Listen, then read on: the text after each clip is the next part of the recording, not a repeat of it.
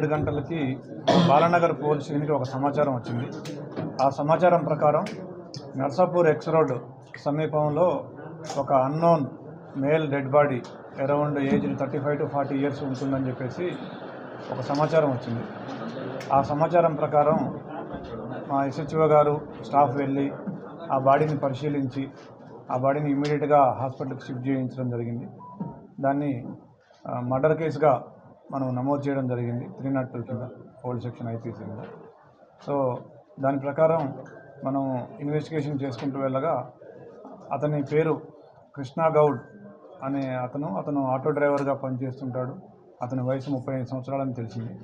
తర్వాత అతని డీటెయిల్స్ కూడా, అతని నివాసము, అతని ఫ్యామిలీ మెంబర్స్ డీటెయిల్స్ తీసుకొని వాళ్ళని అప్రోచ్ అవ్వగా అతని భార్య మనకి ఒక వాట్సాప్ స్టేటస్ పంపడం జరిగింది. ఆవిడ ఇంట్లో లేదు మనం వెళ్ళినప్పుడు, కానీ నిన్న మధ్యాహ్నం నుంచి మా హస్బెండ్ వాళ్ళ ఫ్రెండ్స్ తోటి గడపడానికి వెళ్ళినాడు. సో అతను రాత్రి ఒక వాట్సాప్లో ఒక స్టేటస్ పెట్టుకున్నాడు, ఈ ఫలానా వ్యక్తులతో కలిసి ఉన్నాడని. ఒక 3 వ్యక్తులతో కలిసి ఉన్న స్టేటస్ని మళ్ళీ మనకి షేర్ చేయడం జరిగింది.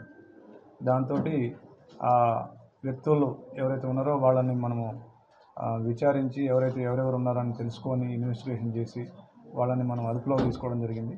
వాళ్ళు ఇచ్చిన సమాచారం ప్రకారం ఏం జరిగిందంటే, ఈ కృష్ణ గౌడ్ అనే అతను ఆటో డ్రైవర్గా జీవనం గడుపుతుంటాడు. అతను మత్తు పదార్థాలకి, అంటే ఎస్పెషల్లీ లిక్కర్కి మాత్రమే, డ్రగ్స్ కాదు, లిక్కర్కి బానిసయ్యాడు. అతను ఎప్పుడైతే మద్యం సేవించాడో అతను కంట్రోల్ తప్పి విచక్షణారహితంగా చుట్టూ ఉన్న వాళ్ళని, ఎదుటి వాళ్ళని విచక్షణారహితంగా మాట్లాడేవాడు.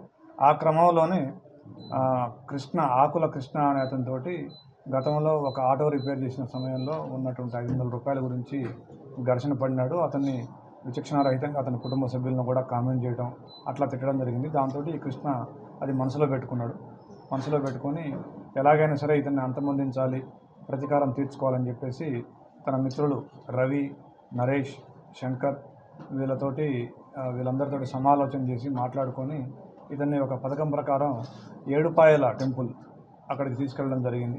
ఆ ఏడుపాయల టెంపుల్ దగ్గరికి వెళ్ళి 29 మధ్యాహ్నం బయలుదేరి అందరూ ఒకే ఆటోలో, రవి అనే అతని ఆటోలో వెళ్ళి అక్కడ దర్శనం చేసుకొని అతను అక్కడ మద్యం సేవించడం జరిగింది అందరూ కూర్చొని. ఆ టైంలోనే ఇతను వీళ్ళతోటి ఒక పిక్చర్ తీసుకొని స్టేటస్లో పెట్టుకున్నాడు. అదే మనకి క్లూగా దొరికింది. సో తర్వాత నైట్ 10-10:30కి అక్కడి నుంచి స్టార్ట్ అయ్యి ఆటోలో అతన్ని చేతులతోటి కాళ్ళతోటి విచక్షణారహితంగా కొడుతూ అతని వృషణాలను కూడా బలంగా వాటిని చేయడం జరిగింది. దాంతో అతను అక్కడే స్పృహ తప్పి పడిపోయినాడు ఆటోలోనే. స్పృహ తప్పిన తర్వాత కూడా అతన్ని కాళ్ళతోటి చేతులతోటి విచక్షణారహితంగా తల మీద, చెస్ట్ మీద, కడుపులోను ఇట్లా కొట్టడంతో అతను దాదాపుగా చనిపోయే స్టేజ్కి వచ్చినాడు. అతన్ని తీసుకొచ్చి మన బాలనగర్ పోలీస్ స్టేషన్ లిమిట్స్లో ఉన్నటువంటి నర్సాపూర్ ఎక్స్ రోడ్లో అక్కడ ఆటోలో తీసుకొచ్చి పడేసినారు. తర్వాత కూడా మళ్ళీ ఇంకా బతుకున్నాడేమో అని చెప్పేసి మళ్ళీ అతన్ని చేతులతో కాళ్ళతోటి విచక్షణారహితంగా దాదాపుగా చనిపోయాడని నిర్ధారించుకున్న తర్వాతనే వీళ్ళు వెళ్ళిపోవడం జరిగింది.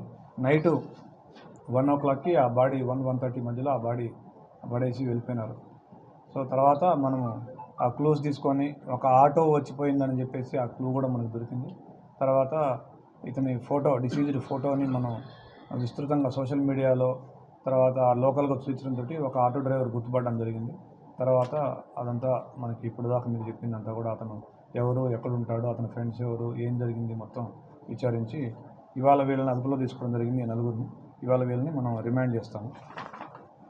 సో ఈ కేసుని ఛేదించడంలో ఎస్ఓటి బాలానగర్ శ్రీనివాస్ డీసీపీ గారు, విశ్వప్రసాద్ అడిషనల్ డీసీపీ గారు, Shiva inspector, Raju inspector Balanagar and వీళ్ళందరూ కూడా and his team, SI Nagireddy DI Balanagar, Gautam SI and Ramanarayana SI, Hajimiya SI, వీళ్ళందరూ కూడా, మిగతా స్టాఫ్ కూడా ఉన్నారు. వీళ్ళందరూ కూడా చాలా చక్కగా వర్క్ చేసినారు. వీళ్ళందరినీ కూడా అభినందిస్తూ ఉన్నాను. ఇప్పుడు వీళ్ళకి రివార్డ్స్ ఇవ్వడం జరుగుతుంది. Thank you. అక్కడే చంపినారు. అక్కడ వస్తూ ఎట్లాగో ఇంటికి రావాలి కాబట్టి వస్తూ ఆ ఆటోలో కూడా అతనితోటి కావాలని ఆల్టర్కేషన్ పెట్టుకొని మళ్ళీ అతన్ని రెచ్చగొట్టడం జరిగింది. అతను తన అలవాటు ప్రకారం వీళ్ళ మీద పరుష పదజాలం వాడినాడు. దాంతో ఆ విచక్షణ కోల్పోయి కొట్టుకుంటూ ఎట్లాగో రిటర్న్ వస్తున్నారు కాబట్టి ఎట్లాగో వచ్చేసినారు. అదే మెయిన్గా అయితే 500